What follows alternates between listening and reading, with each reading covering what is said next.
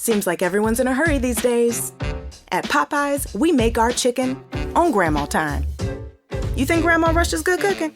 You've got a second thing coming, and it's a made-with-love chicken sandwich. We marinate our chicken for 12 hours, hand batter and bread it, and serve it up as a slice of heaven sandwich.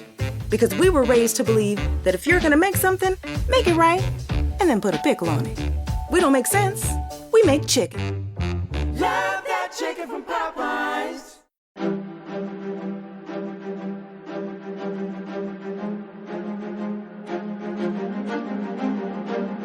Hello, and thank you for listening to The History of World War II podcast, episode 417, interview with Craig Nelson about his latest book, V is for Victory, Franklin Roosevelt's American Revolution and the Triumph of World War II.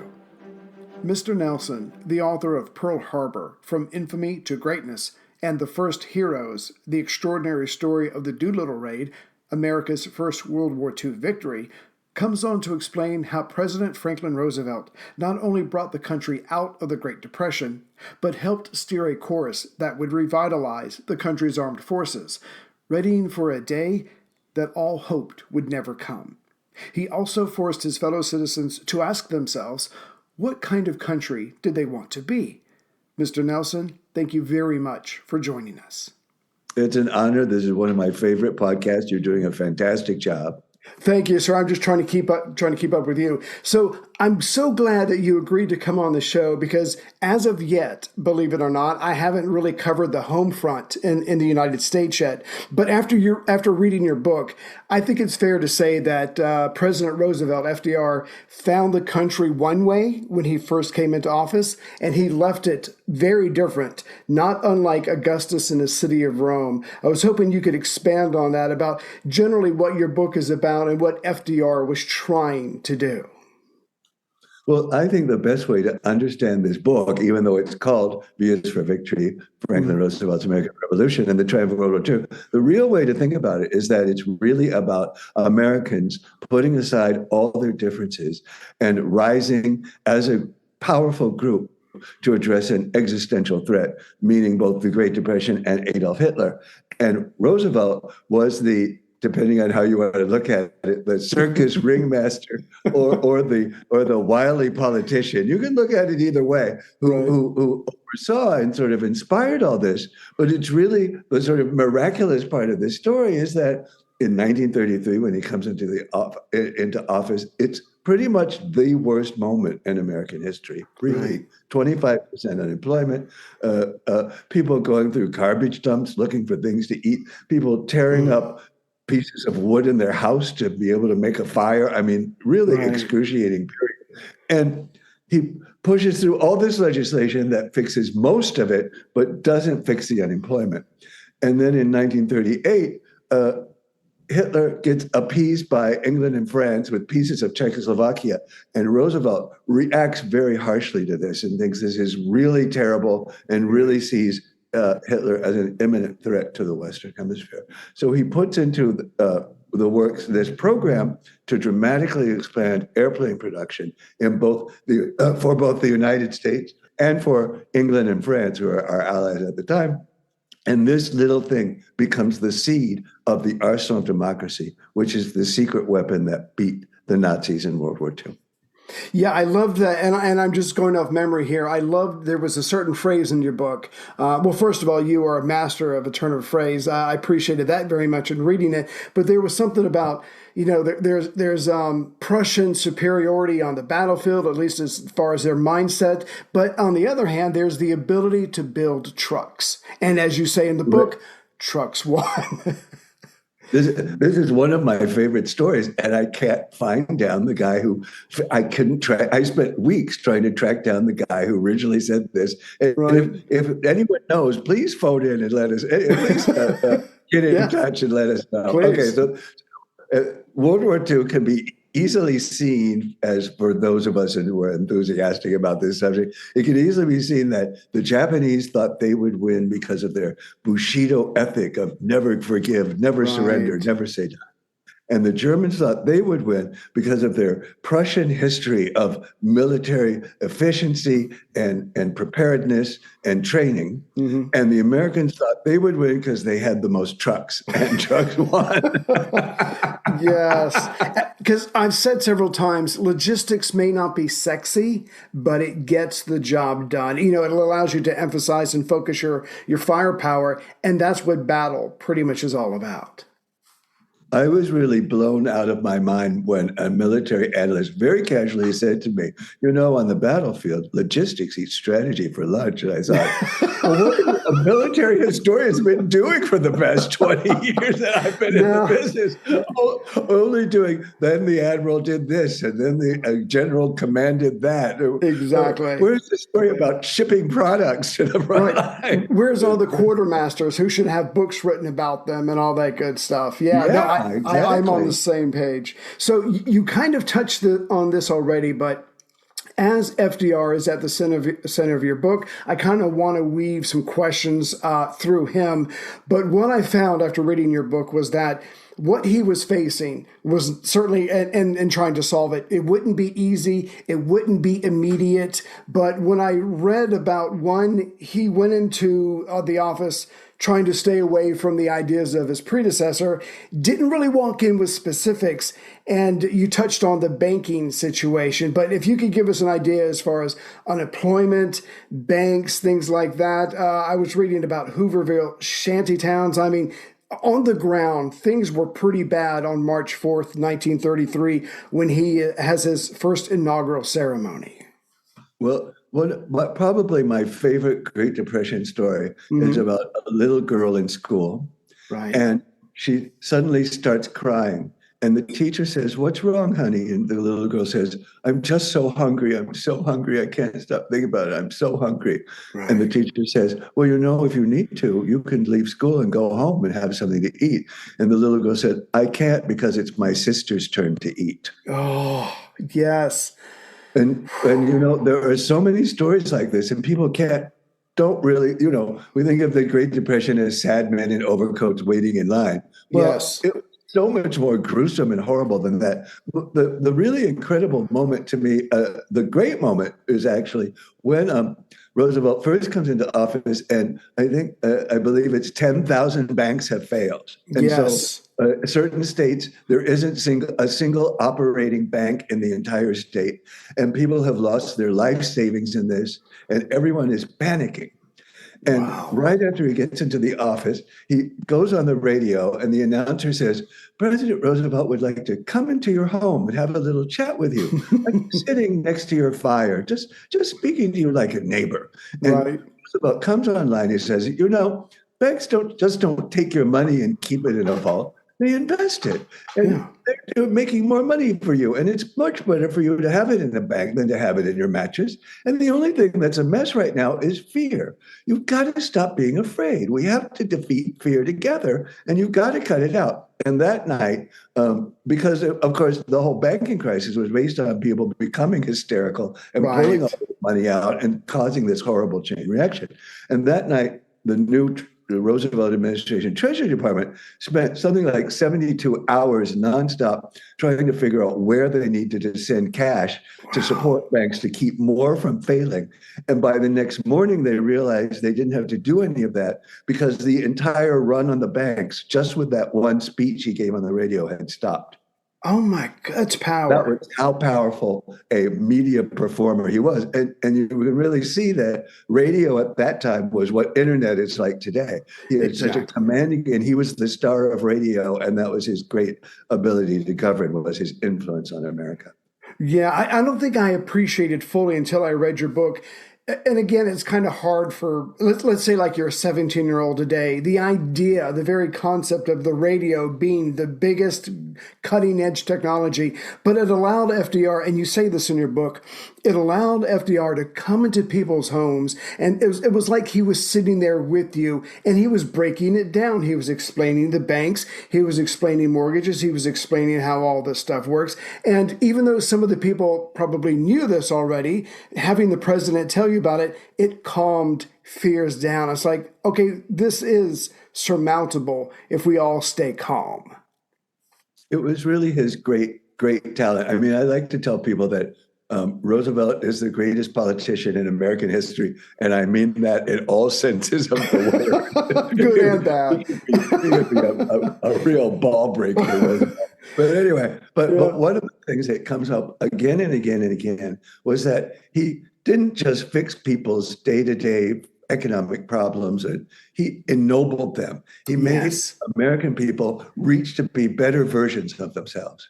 And in a certain way, in many ways, he reminds me of Reagan, where he's constantly happy and optimistic and upbeat, and he gives that feeling to everybody else. So for more recent presidents, Reagan sort of did that too, and in his general affability and friendliness and down-home sense. I think he picked that up from Roosevelt, because Roosevelt was the president when he was a kid. But the really incredible thing is to hear him frame arguments in this fundamental way and make people think we can really be good people doing these things if we want. And it really worked. It really worked. You bring up an interesting point, because when he first comes into office in 1933, I mean, it's like, could it possibly get any worse? I mean, like you said, things are, the land was just devastated economically. But not only was he trying to work on unemployment, he was trying to work on everything else as far as, the conservation to get people jobs and things like that. But like you just touched on a second ago, he was, I think at first maybe passively, and then as the years went by more aggressively, he said his tone is, we're going to get through this. Yeah. But what kind of country do you want to be a part of? What kind of people do you want to be? Do you want to be nasty? Do you want to be surly? Or should we work together? I mean, he was able to give it a moral dimension besides just the day-to-day economics. It's something we really haven't seen in a long time. And it's sort of like the one thing that I feel is missing from politicians today, that they do not have this sense of how to make people feel good about themselves and how to make people want to be even better than they are now. And it's really a shame. Yeah, absolutely. And if I could, this was early on in your book, and it just shocked me. So I want to mention something real quick. So the situation in America is quite dire. It's dire all over the world. People are hopeless.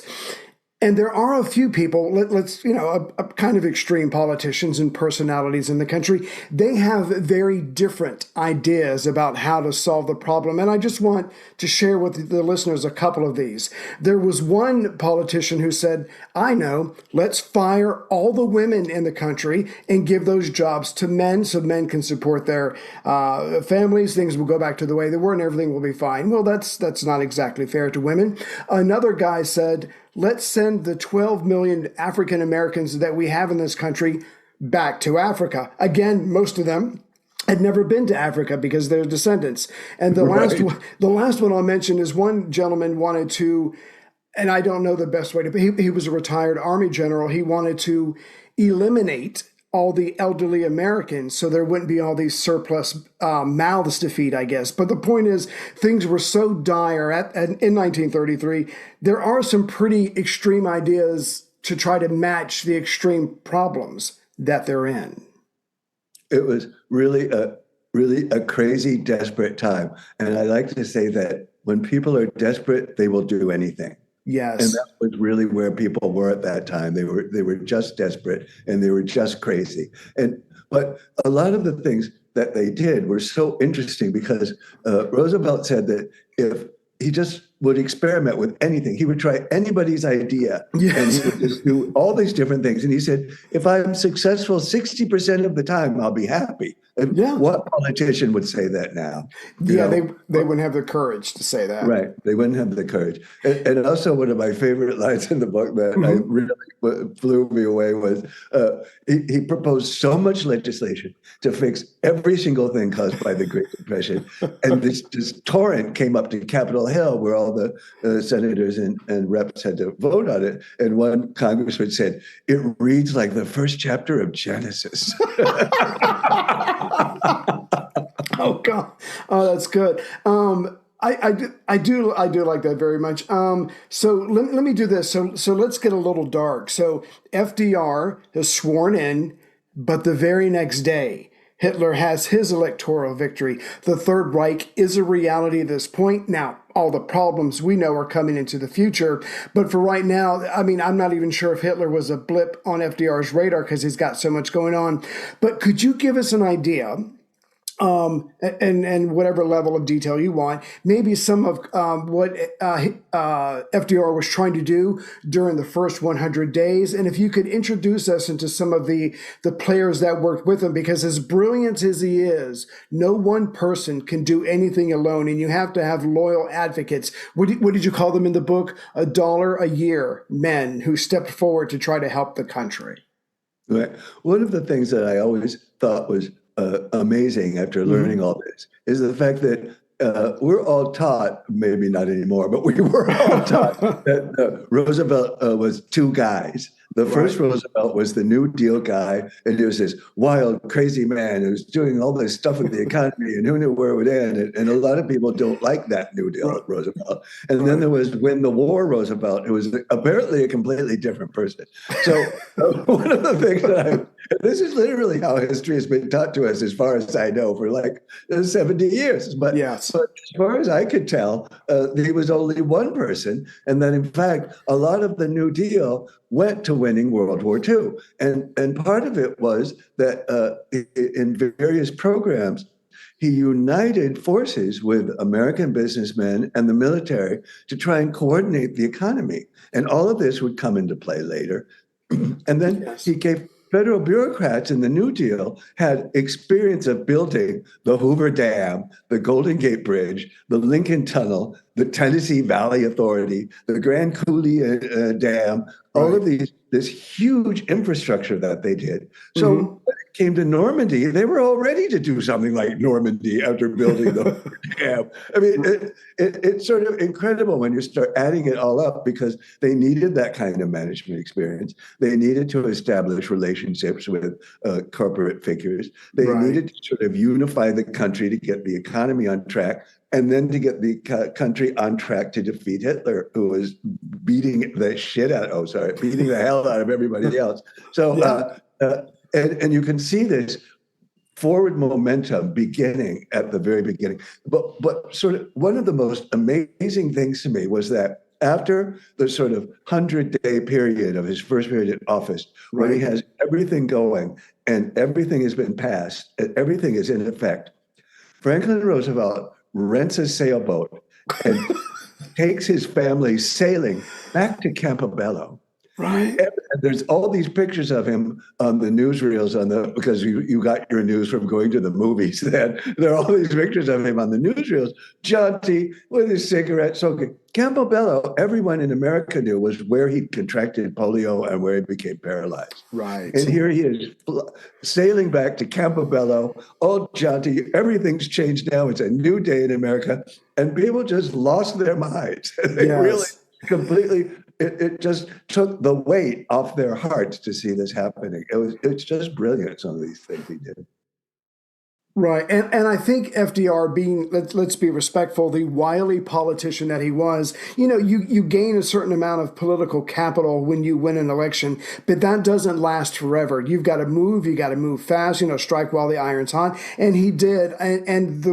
It's going to take a lot of time, or it's going to take some time for this legislation to settle down and to be a more cohesive thing. But he has started already. He's done an amazing thing in the first 100 days, and he's trying to protect people. We don't, obviously we don't have to go into all of the programs that he set up, but the one person who impressed me the most was Frances Perkins.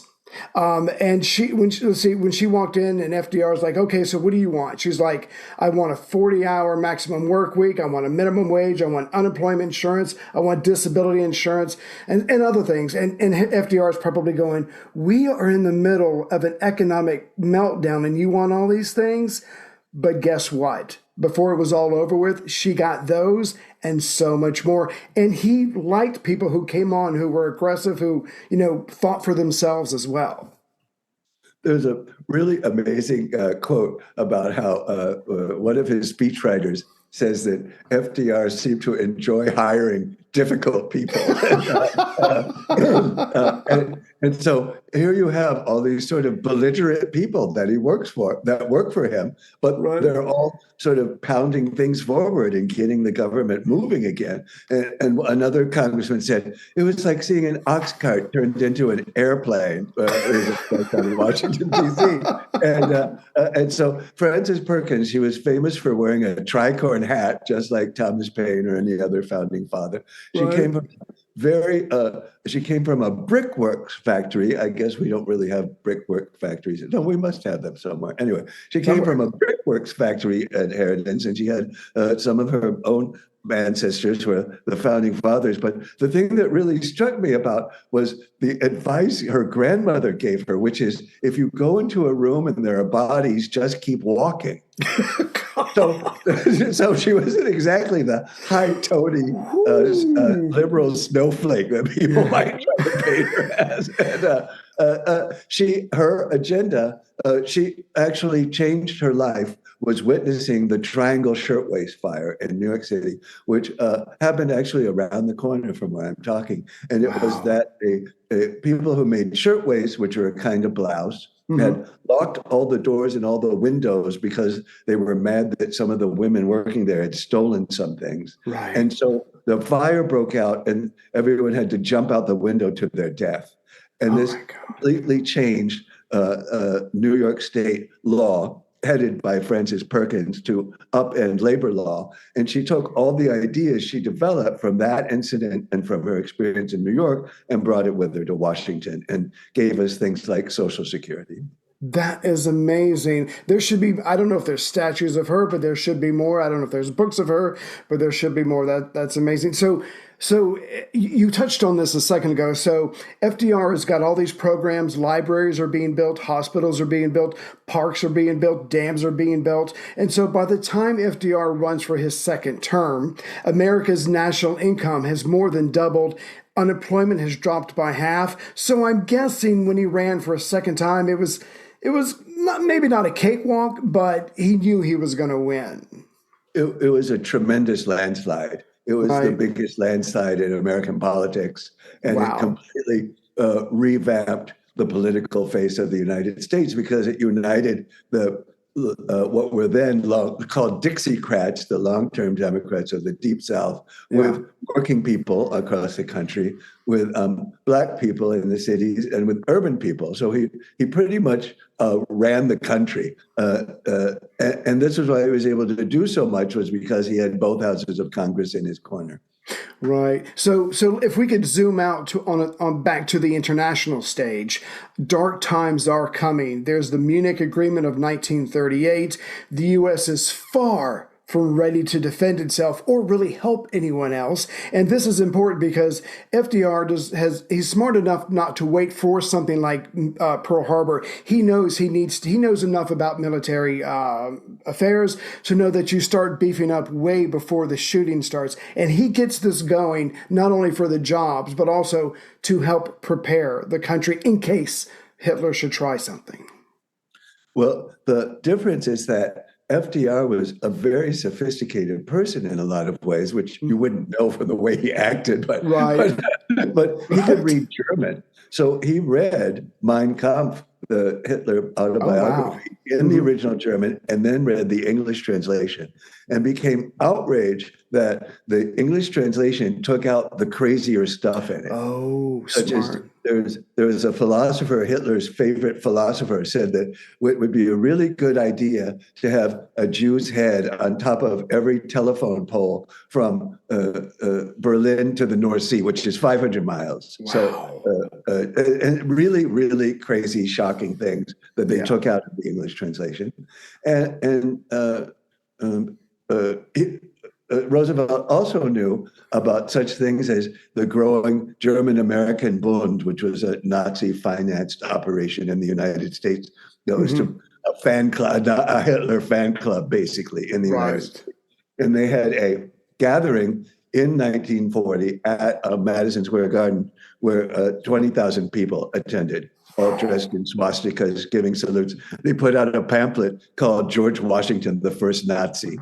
Oh my goodness. And so you really see this growing trend happening in the United States. In Chicago, there is so much of a German American presence that the Chicago Board of Film Censors would censor films that were anti-Nazi and let through films that were pro-Nazi. So one of the films was about how the Nazis had to invade Poland because the Polish were vicious, warlike people, and the Nazis had to invade just to defend themselves from the evil Poles. Preemptive attack.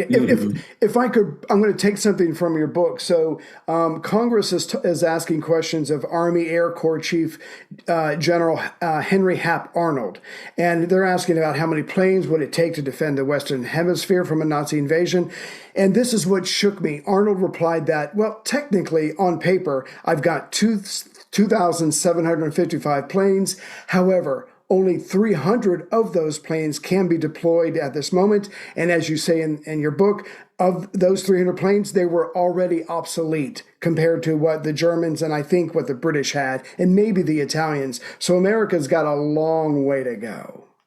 One thing I think that it's very difficult for people to imagine is how deteriorated our military was at this point, because not only was the Great Depression in operation, but Americans were very bitter about how what they called the Great War, or we called World War I, had turned out.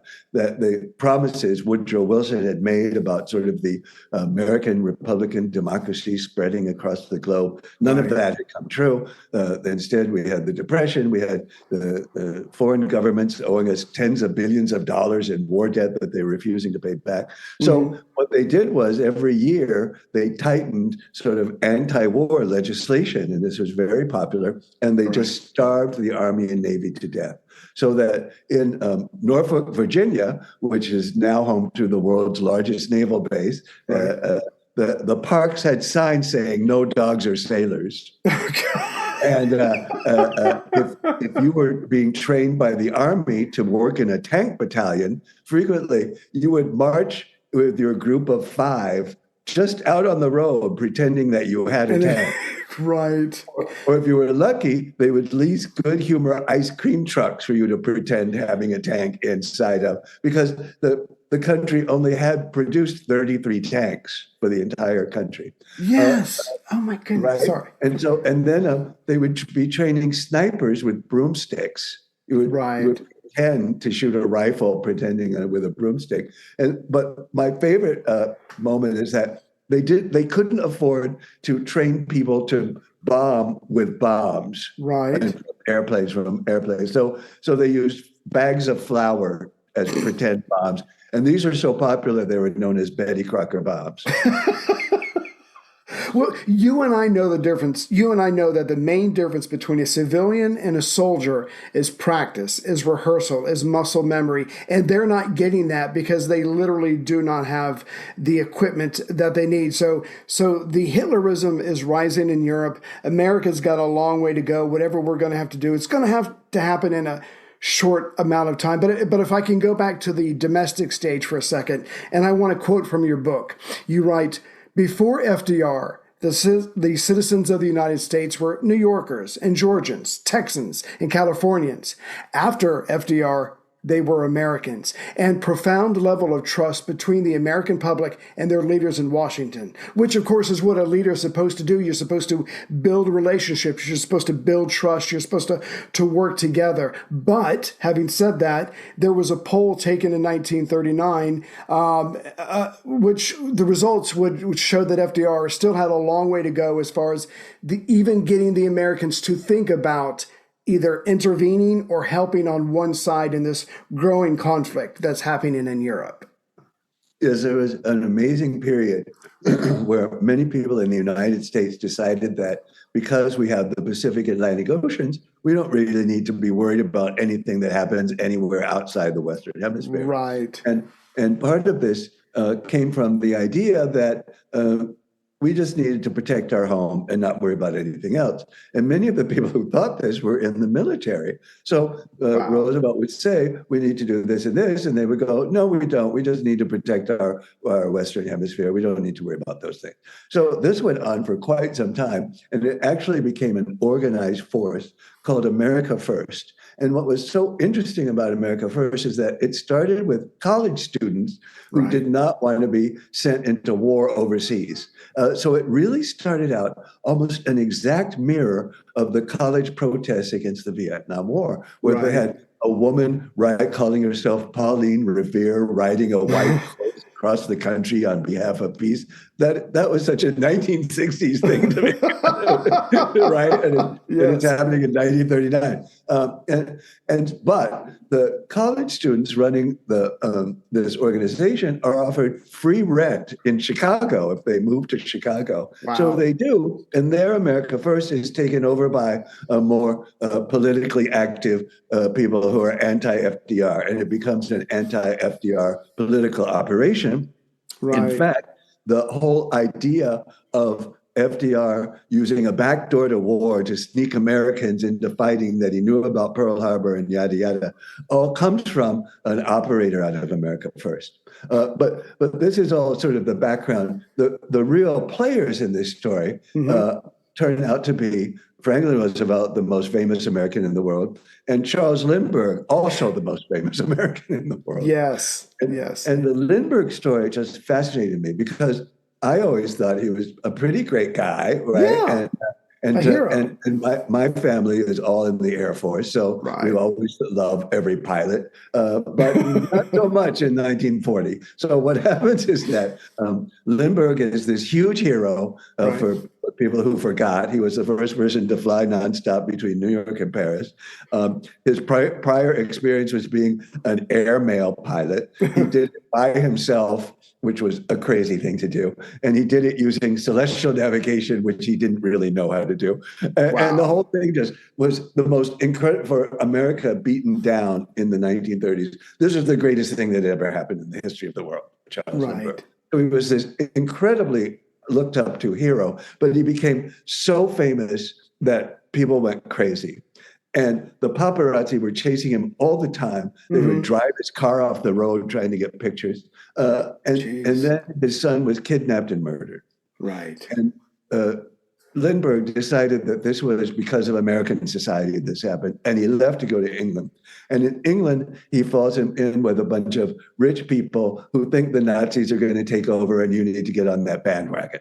Right. So he takes a tour of the Luftwaffe, and he finds out that they do this brilliant thing where they do like a circle of planes, so it makes it look like they've got a whole bunch of planes, but it's a plane circling around and around. And they tell him, well, this engine can do this, and we can do that here. And he announces to the world that the Nazis, if they want, they can destroy Prague and London and Paris at any minute. Wow. And no one else has an air force as good as theirs, and we might as well all just give up right now and go home. And this actually creates the situation where Britain and France appease Hitler with territory from Czechoslovakia, and it starts Roosevelt on his campaign to boost the American aircraft industry. And it has ripple effects across the world. But then Hitler gives Lindbergh a big medal, the German Eagle, and Americans start turning against him. So he decides that he wants to be a hero again. And the way to do that is to talk America out of going to war with Hitler. And he returns back to the United States and starts publicly speaking on the radio against what was called intervention, doing anything to be involved with overseas wars now breaking out across Europe. Right. And he and Roosevelt trade dueling radio appearances in what was called the Great Debate. And at the time, it created this terrible national anger. People were having brawls in the street over political debate. Right. But it also did an incredible thing. First of all, it was two opposing forces talking to each other and having a debate, which we don't have now. And Americans could participate in this on the radio. They would just discuss it at the beauty parlor and the garage and the parking garage. And it was a really incredible experience of the American political experiment in action and working. So people could get involved in this discussion of national policy, know what was going on, take part in voting and public polling, and really affect the future of the country. It's an amazing thing to see. Right. That was one of my more favorite parts of your book. And yeah, I don't know what the status of water coolers were back then, but you're right. I mean, the average American was talking to other Americans, compare and contrast interventionist with isolationist. And they were literally trying to determine, like you were saying, what kind of country are we going to be? But so while all this is going on, FDR, I remember in your book that FDR actually had Lindbergh in his office. He tried the charm offensive, which did not take. And so it's going to get pretty ugly between these two. But at the end of the day, with FDR trying to stay positive and Lindbergh bringing up race, just, a few times too many, it's going to set him on a course where Lindbergh can't win, and it's going to end bitterly for him. But I mean, I don't know if it was the kidnapping of his child. I don't know, or the murder of his child. I don't know if it was his trip into Europe, but Lindbergh did not think much of other races, and I'm not sure of his position on Jews, but that probably wasn't progressive either.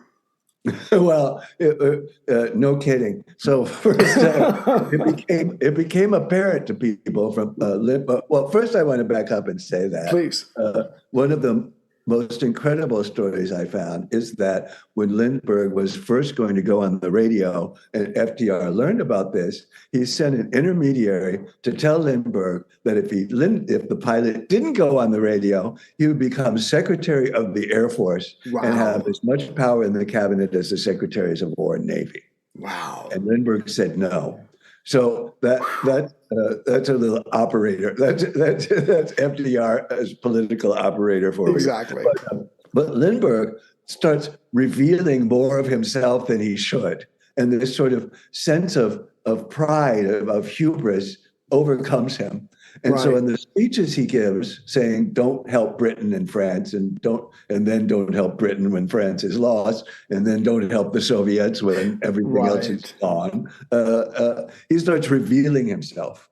And what's incredible to me is that after FDR wins his historic third election, Lindbergh is at an election party with a group of like-minded citizens, and he says, the only answer is to take the vote away from Black people, and if the Jews think things are bad in Germany, wait till they see what happens to them here. Right. So it's alienating. Really, and he puts this in his book. I mean, it's not like he was sorry he said it. Right, right. That's incredible. All of this becomes public, and people start turning against Lindbergh again. So I'm glad you said that, because he kind of spoils it for himself. So here's FDR on one side, here's Lindbergh and people that in the America First committee on the other side. But as time goes on, between Hitler's cruel acts and Lindbergh's cruel statements, it's not so much that people wanted to go to war in America, but they certainly did not want to be associated with that. So things are starting to swing FDR's way. At the very least, the Americans are like, well, if these two sides are going to fight, we can't stop it, but we can still make money from it with the whole cash and carry program. So drip by drip, baby step by baby step, FDR is bringing everybody around to his way of thinking, and he does it so subtly, so passively almost. He has the patience of whoever's known as having the most patience. But I think that's what he needed to do to gently pull the country towards himself. It's really seeing a master politician in action to see how he does this.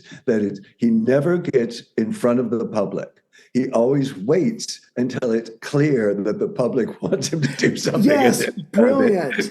And it's one little step after the next until finally we're ready for Hitler. And it takes 3 years.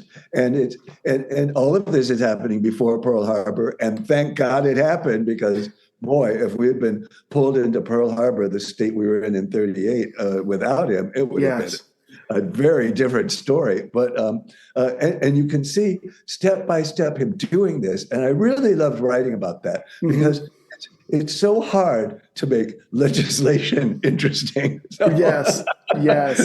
But when it really matters, it becomes interesting. So right. Well, I'm glad you touched on that, because when I finished your book, I better understood that it is possible for the government and the private sector to work hand in hand, especially during a crisis, and they can come together and put all bickering aside, and because there's a larger goal, maybe something like the survival of the state, but there's a larger goal that they could work together. Can you give us an idea of how well that worked out? You mentioned production of planes, the lack of production of tanks, but eventually America's going to bring in some big companies like Chrysler and like others, and they're going to be able to produce staggering amounts of what is needed for America and our allies during the war. Well, one of the things I really love about being a historian and writing sort of books for the general public is bringing back to life people who are forgotten. Right. And it's sort of like the unsung heroes. Everyone knows about this guy and that guy, but they don't know about the businessmen who came to Washington and ran this and really did a great job. And the first was a guy named Bill Knudsen, who was a first-generation immigrant from Denmark. He arrived from Copenhagen with $30 in his pocket and he had that much money because he had engineered the first Danish bicycle built for two. And he arrives, and first he works on the docks in the Bronx, which is a rough crowd. Right. But he works his way up, and he ends up at a horseless carriage operation where he and another guy there invent a new type of alloy, which they sell to Ransom Olds, aka Oldsmobile, for brake linings, and to Henry Ford, aka the Model T, for everything else. And Henry Ford becomes so enamored with this company that he buys it and ships it to Highland Park, his operation in Michigan. And Knudsen rises and rises and rises in the company and becomes president of Ford. Then he and Henry have a falling out, as Henry was wont to do. And he ends up at GM. And what Knudsen did at GM was exactly analogous. I mean, one of the wild things is I started off writing a little Arsenal of Democracy book and ended up writing this echo of modern times that's almost disturbing. So for example, at this time, Silicon Valley was alive and well and living in Detroit. The state-of-the-art business genius, tech-loving people were making cars. And Knudsen, what he did was he became head of Chevrolet, which was a money-losing division at GM then. Actually, all their cars were money-losing. But anyway, a money-losing division at GM. And what he did was he got information back from dealers and the repair services to get more information about his customers, just like Facebook and Google do now, following us around everywhere we go. And he learned that people wanted new styles and new colors every year, and he introduced that. Before that, you bought the same car every year. So he came up with that, and he developed a reputation for having the entire industrial power of the United States in his head. Yes. So when Roosevelt was looking for a guy to head up the production operation and coordinate the American response to fascism, he hired Knudsen, and Knudsen came to Washington. And probably my favorite story about Knudsen is he has a meeting with a purchase agent from England, and the purchase agent says, "We need tanks." And at this point, America had produced 33 tanks in its entire life. So Knudsen needed to fix that. So a guy from press relations comes in to see him, and Knudsen says, "Do you know how to make tanks?" And the guy goes, "No." He goes, "Well, I won't be seeing much of you." And get out of here. And then he calls the head of Chrysler, a guy named K.T. Keller, and he goes, "Keller, it's Knudsen. I need your help." "What is it, Bill? What do you need?" "Well, I need you to make tanks." And Keller says, "I'm sure we can do that. What is a tank?" Just show me a picture, something. So Knudsen arranged for Keller and Chrysler engineers to tour the Arsenal tank factory, the United States Army tank factory. And they get all sorts of ideas, and they build a tank factory in Detroit that one factory that outproduces every tank the Nazis make. Wow. And that's the power of America in a nutshell. Yeah, and that goes back to what we said at the very beginning, where trucks win. If you can make that many planes, that many carriers, that many battleships, I mean, yeah, it's amazing. Like you said, that's just one factory. And of course, we don't have the time to cover it here today, but you really emphasize that one of the great advantages of the private sector and the government coming together is you've got all of these guys who've got all of this literally down to the assembly floor experience and knowledge. And you've got FDR. FDR can wave his hand, he can wave his cigar, he can sign whatever paperwork he wants, but someone's actually got to do the work. And the partnership is what really impressed me. And it almost made me, it made me nostalgic. I wish we could go back to that today, but things have changed. But during that moment when there was a huge crisis, the two sides came together. And I think I can't remember, was it Morgenthau or somebody said, or maybe it was the Secretary of War said, I don't mind them making a profit off of this, just not too much. Let's reel it in. Let's be realistic. But then you list all the numbers of all of the planes, the tanks that these companies were able to make. And like you said, it is the arsenal of democracy. It is that impressive. I couldn't get over it. You would put out these numbers and you would think, this can't be right. I must have spent a month double checking these figures because it just seemed impossible. And then I came across a quote from a German prisoner of war as he was as he was captured in Europe, and he said, I know how you won this war. You just got all this stuff and dropped it on us. And you look at pictures of Normandy, and you almost can't see where the beach is because there's so many boats and troops and stuff coming out of the shoreline. It's just a solid black line of American stuff. And in fact, when the battalion of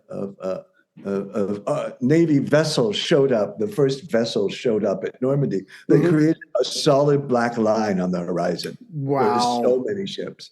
And that's why I sort of end the book with Normandy, because you really see the arsenal of democracy in action. But there are so many great stories. So another one of my favorites was that when Knudsen's successor, Donald Nelson, who was head of Sears Roebuck, shows up, he and the army immediately have a fight because they've lost Czechoslovakia and they've lost all these other places, which are the source of horn that the army used for its buttons. Right. Nelson said, I've got a really good place that can make all the plastic buttons you need. And the army said, no, it has to be horn or ivory buttons. Right. Well, they couldn't make uniforms fast enough relying on those buttons, and they had to talk them out of it. And some of the fights that go on between the civilians and the businessmen and the bureaucrats and the military is just fantastic. I really enjoyed this book a lot. Right. No, I absolutely love the details. Unfortunately, we're going to have to leave those for the listeners to get it themselves. But if I could give one stat before my next question, you wrote, in the final days of 1943, U.S. shipyards were launching eight aircraft carriers a month. A month. I mean, they could have just spit out, I know at some point they stopped because they're like, whoa, we got enough. But when you can produce 8 aircraft carriers a month, I mean, you're going to win. It's just a matter of how and when and where. But when you can produce things like that, and like you said, it was just America coming together, putting everything aside. And when we do that, we can do incredible things. Here's probably my favorite lineup, Normally, the Navy is sort of left out of this side of the story because the Navy is sort of the Pacific Theater and the Army is the Atlantic Theater. But here's giving grips to the Navy. A nation that started at Pearl Harbor with 32 shipyards ended the war with 131, having produced, alongside thousands of cargo vessels, a naval version of the 12 Days of Christmas. 2 large cruisers, 9 small aircraft carriers, 10 heavy cruisers, 10 battleships, 18 fleet aircraft carriers, 33 light cruisers, 110 escort carriers, 211 submarines, 358 destroyers, 504 destroyer escorts, and 82,028 landing craft. Oh my, yeah, and it's the magic of the landing craft that made D-Day and things like that possible. So we gear up for war. It puts people back to work. People start to trust the system again. But and again, you show how that beautifully unfolds in the book. But one of my last questions, unless you want to stick around for another 10 hours, but I wouldn't do that to you, is about FDR's wife, Eleanor. I have 4 daughters, and I'm always on the lookout for role models for them. And boy, did I strike gold here. If you could tell us a little bit about this incredible lady, how she came into her own. And again, just like her husband, she was an example of that can-do attitude. Well, I came into this book thinking, like many people, that Eleanor Roosevelt was sort of this dithery, do-getter, grandma type woman, and instead ended up thinking she's a ninja. She is. She was. She really is incredible. One of the great moments, we remember this in New York history, actually, but one of the incredible moments is long after FDR has died, his son, FDR Jr., wants to run for governor of New York, and he loses, and Eleanor finds out one politician stood in his way, a guy named Carmine DeSapio. So Eleanor launches a Clean Up Albany campaign and drives DeSapio out of political life for the rest of his life. He never gets another political position ever after she does that. Then when her cousin runs for one of Ted Roosevelt Jr. runs for president, she follows him around in a giant paper mache teapot to remind people of the Teapot Dome scandal because Ted Jr. hadn't supported her husband when he was running for office. So she just is incredible. But my absolute favorite thing I discovered about Eleanor was that during her life, now she's very famous for maybe having a relationship with another woman, and how much of that was really romantic and how much of it was physical. People are arguing about it right now. Right. The same thing was going on with her bodyguard when she was alive. Everyone assumed she and this guy were having an affair. She was named as the other woman when the guy got divorced. The letters between the two of them vanished in that divorce decree. Right. And my favorite part is after an assassination attempt on Franklin, Eleanor's advisors insisted she be surrounded by security all the time when they entered the White House. Right. And she said, no, I don't want anybody. Instead, her bodyguard, Earl Miller, taught her how to shoot, and she always had a gun in her purse. She was a pistol packing mama. I love that about her. Yeah. So she wasn't some dainty sit in the corner. I mean, she had her own initiatives. I think she had a newsletter, a magazine or something, but she was pushing the envelope when it came to a lot of progressive issues. It was really amazing. The other great story about her is that there's this very famous cartoon of 2 coal miners looking out in the darkness. And one says, oh my goodness, look, it's Mrs. Roosevelt, making fun of her gallivanting around the country, visiting the poorest parts. It was so absurd to think that the first lady would go into a terrible, dirty coal mine where only men went. And this was a big source of humor. So Eleanor Roosevelt went to a coal mine, visited with people there, discussed how the New Deal had helped them with their schools, and wrote about why are people criticizing me for being a curious woman. Wow. She was not afraid. Pretty much the biggest FU any first lady has ever done. Yes, that's who she was. And she only got more bold and more brave because she saw the changes that were needed. But and just one more thing about her, and I don't think I appreciated this until I read your book. She was her husband's spy. He sends her to all over the world during the war to gather information. I mean, she was amazing. Yeah, since Roosevelt was paralyzed, he developed his own spy network. Right. And they're all people we know. There's the head of the OSS. There's very many CBS network journalists. But the lead spy was Eleanor. And FDR liked to proudly announce to people, you know, my missus really gets around. She went all over, and she brought back information that, like you said, he needed an unbiased source, and he got it from her. So by the time I got to the end of your book, I was thinking of them more as partners than a married couple, because yes, they were married, but then he was unfaithful, and she got on with her life, and you have to admire her for that. Well, before I go, I have to tell you what may be my favorite story in all of World War II, Okay. which is when Roosevelt insisted that she visit the injured and dying in the Pacific Theater, which was Right. an incredible, arduous thing to do at that time. She traveled across the whole of the Pacific Theater. She met with 400,000 injured men. And it was really an incredible thing to go through, especially because various military people did not want to have to deal with her doing this. Right. It meant having to take manpower away from fighting the war to secure her and her travels. And they really didn't want to do it. But she insisted. And every time she entered a hospital ward, they would have to make an announcement because it was only men in the ward that a woman was coming in, so people would cover up. Sure. And Eleanor had this terrible feeling that the men in the ward were thinking that, Rita Hayworth or Betty Grable or something coming in. And here was dowdy Eleanor Roosevelt, and she felt really bad about that. But she had an incredible impact to such an extent that Admiral Halsey looked into why this woman, he said she had the greatest impact of morale of anyone who came through the Pacific Theater. And he wanted to understand why. And finally, he came across an injured man, a dying man. And he said, well, what was it? What was it? And the man said, well, she was something we hadn't seen in so long, an American mother. Oh, yes. I wrote that down. I will never forget when the tears came. I mean, it was amazing. Because a lot of these kids are like 17, 18 years old, and they're from a farm in Kansas, and they haven't seen, it got me. So I just want to let the listeners know that we have barely scratched the surface. We haven't talked about Lend-Lease, Cash and Carry, Destroy for Bases, Edward R. Murrow.